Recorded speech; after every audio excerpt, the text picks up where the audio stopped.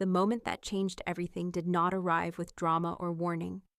It slipped into my life on an ordinary afternoon, quiet as a thief, disguised as a mistake I was supposed to overlook. People imagine betrayal feels like fire, like rage, like something sharp enough to cut skin. But mine felt like a slow exhale, the kind you release when you finally understand that someone you trusted never saw you as a person at all. If you are wondering who I am, my name is Leora, and this is the moment my entire life cracked open. I was sorting through a small pile of forwarded mail in my tiny apartment when I noticed the first envelope that did not belong. The return address was from a bank I had never used. I almost tossed it aside, assuming it was another advertisement, but something about the weight made me pause. When I opened it, a bill slid into my lap like a confession. The balance made my heart thud against my ribs. It was not enormous, but it was far more than I had ever charged to any card, let alone one I had not signed up for.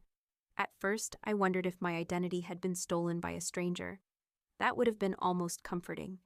But as I read the transactions, a sick understanding began to form.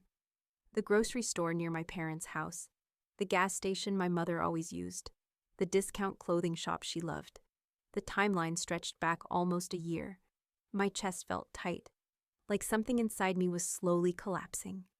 I drove straight to my parents' house without thinking. The bill crumpled in my fist.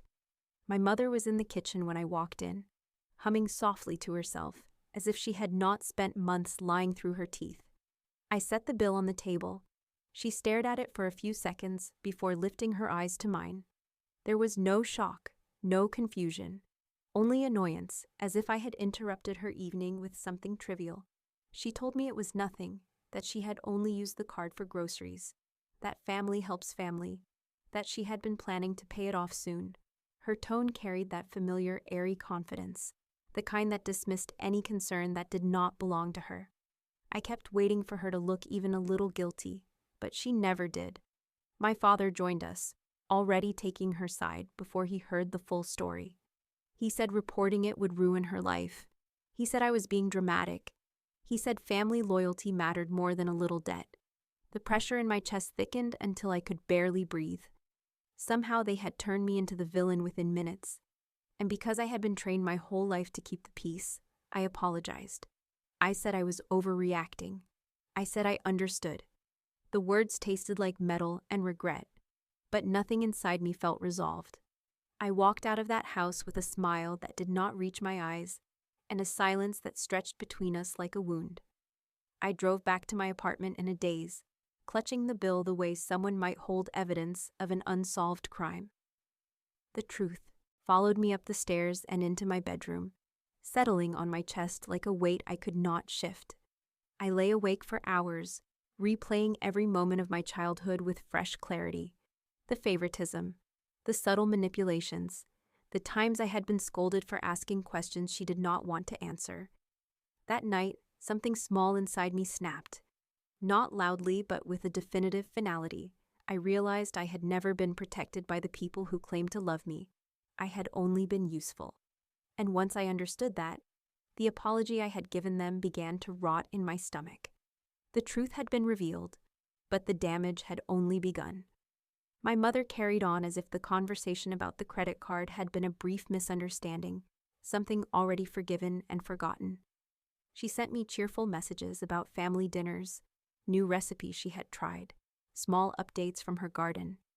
Every word felt like a hand smoothing over a crack in the wall, pretending the structure beneath was not weakening. My father acted as though my apology had restored balance, as if I had repaid a debt by swallowing my own anger. He spoke to me with gentle authority, reminding me that families made mistakes and good daughters learned to move past them. I nodded, but something inside me had begun to shift in ways they did not notice. I stopped visiting their house except when I absolutely had to. Work became my excuse, and then quietly, my refuge.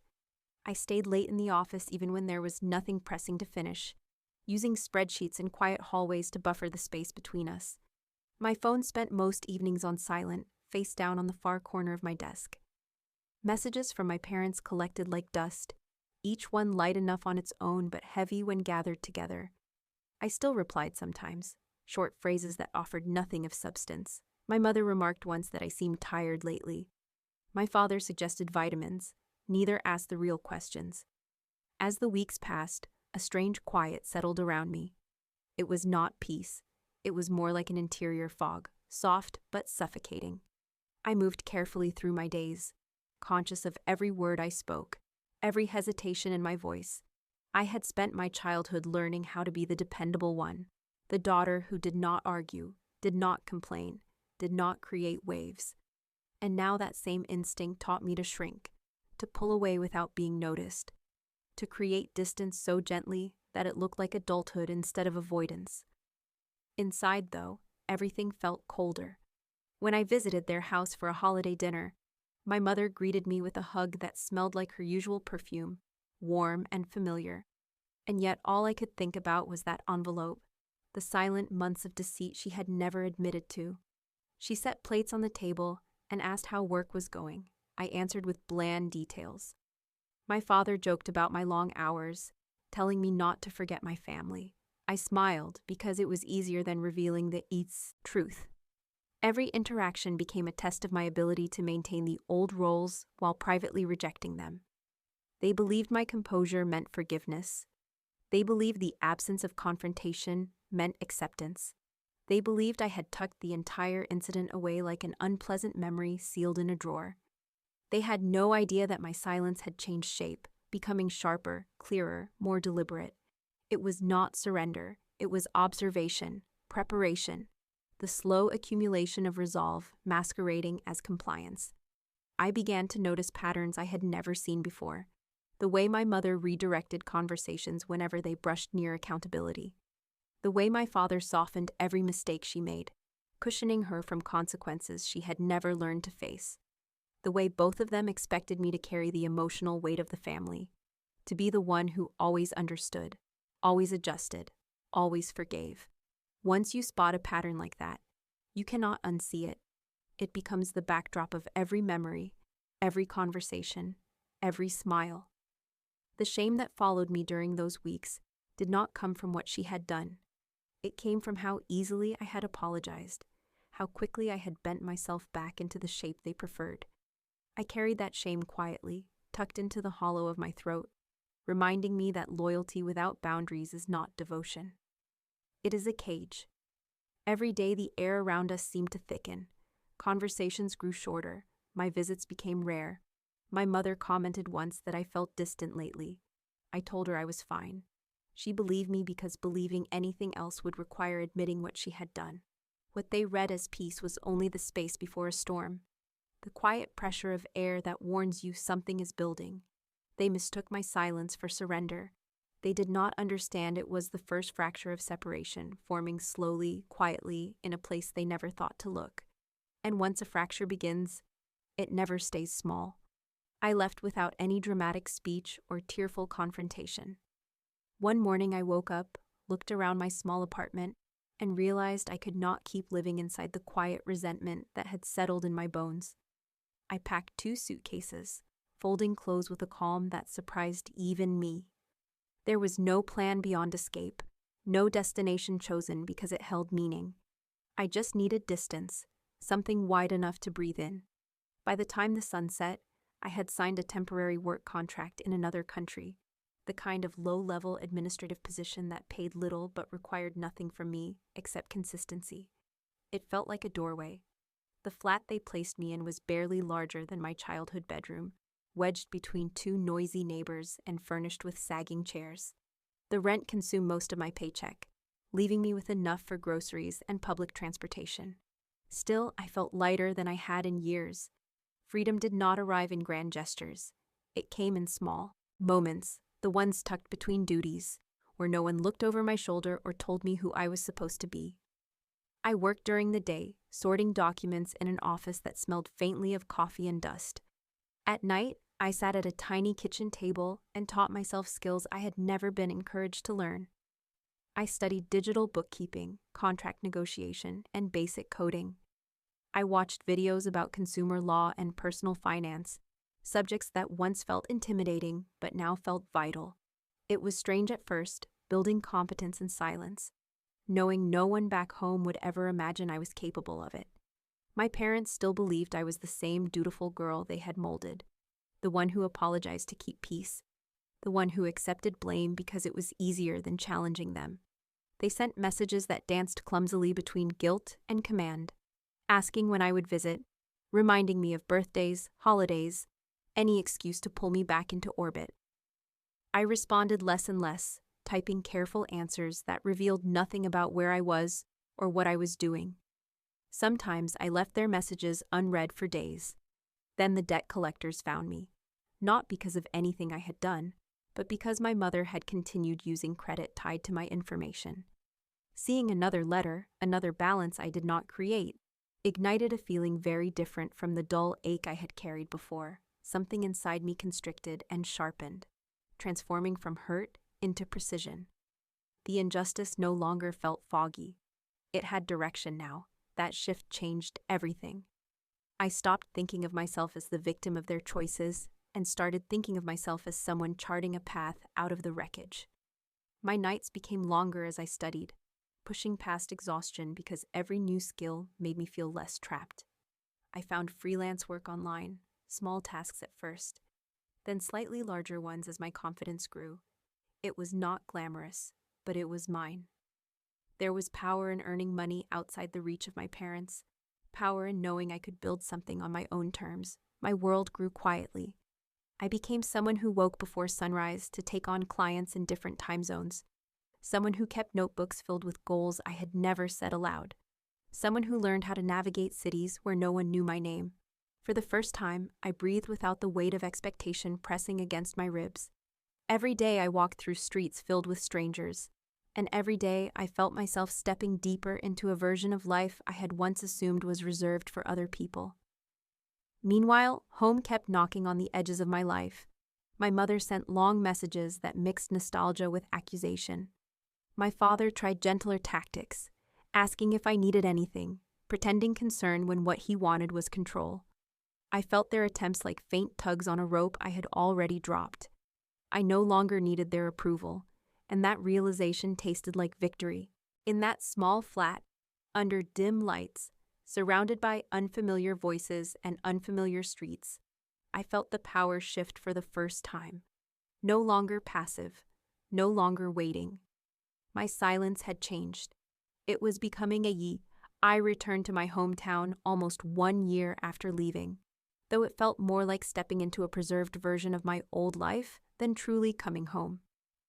Nothing about the streets had changed, but I had. I carried folders of documents, neatly organized proof of every fraudulent charge, every forged signature, every unopened letter my mother had intercepted. More than that, I carried a steadiness I had never possessed before, a calm born from surviving alone in places where no one cared who I had been.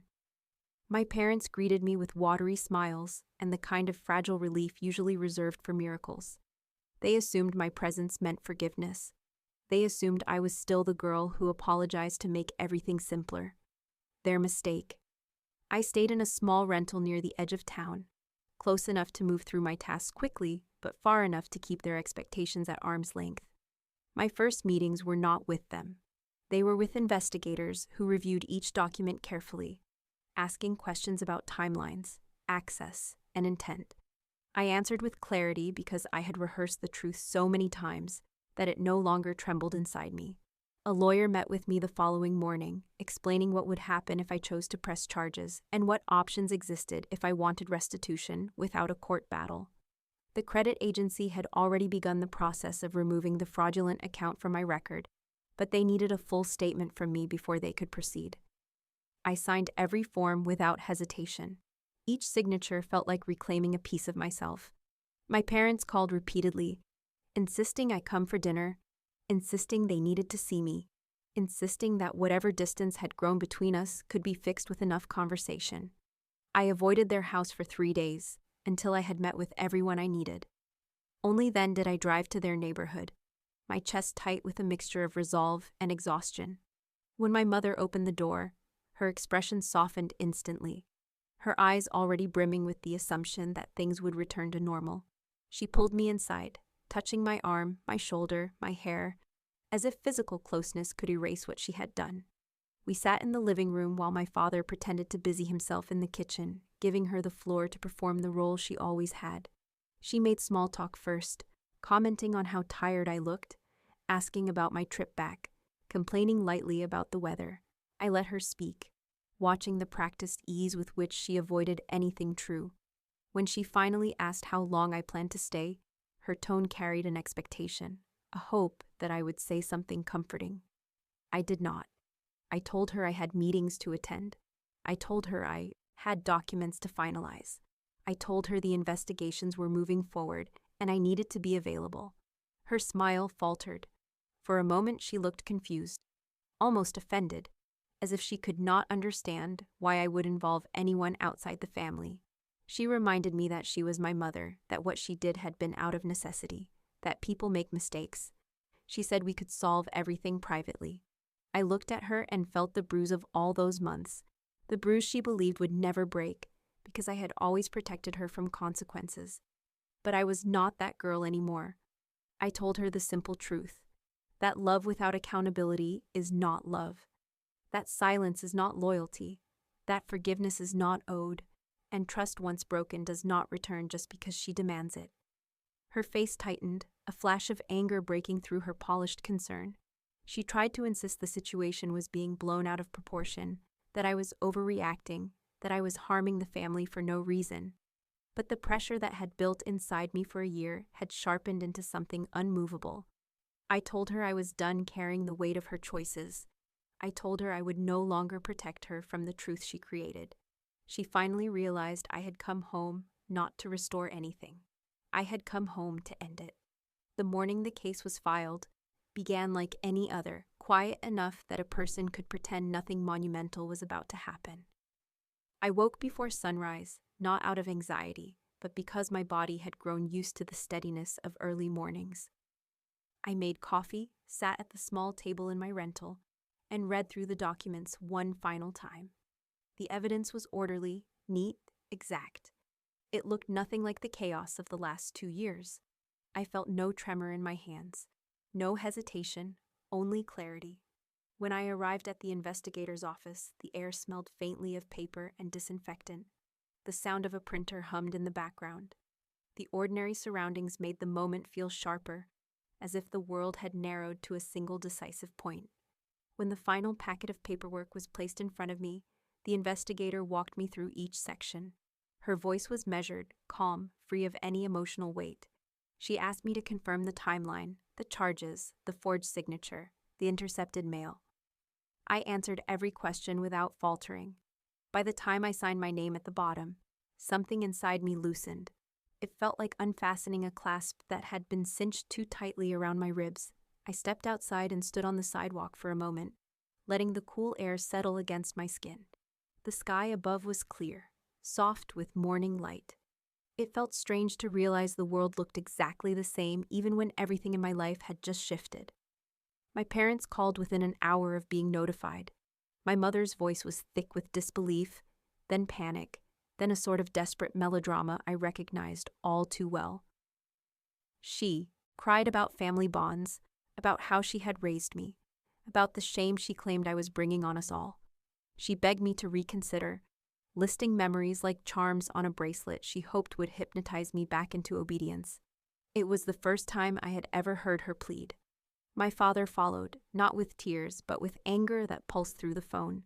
He spoke of loyalty, of duty, of how children are supposed to protect the people who raised them. He insisted I was overreacting, that I was letting strangers control our private affairs, that I was ruining their lives. But the truth no longer bowed to their interpretation. I told them the evidence was already submitted, that the process had begun and would not be undone by guilt or nostalgia. My voice stayed steady, almost quiet, but every word landed with a weight that left no room for argument. They tried, of course. They shifted tactics, softened their tone, attempted sympathy, then circled back to rage when that failed. None of it mattered anymore. The decision belonged to me, and for the first time, they had no power over the outcome. When the official notice arrived confirming the charges, the dynamic of our family did not shatter in a noisy explosion. It collapsed inward, silently, like a structure that had been hollowed out for years before finally giving way.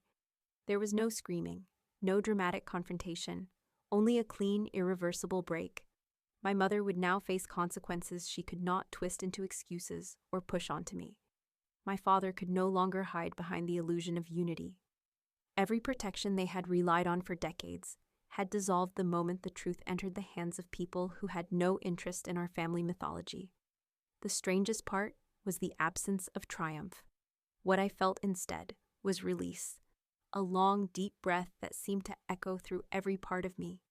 I had not destroyed anything that had not been broken already. I had simply stopped pretending the cracks were imaginary. In the quiet that followed, I began to understand the larger shape of what had happened. Betrayal inside a family does not appear suddenly. It forms slowly, in small acts of entitlement, in silenced questions, in expectations that become cages. And revenge is rarely about punishment. It is about returning to oneself, reclaiming the space that was taken. What happened between my mother and me was only one version of a story that repeats everywhere. People hurt the ones closest to them because they assume they will not leave. People rise only when the cost of staying becomes unbearable. Every version of this story ends the same way.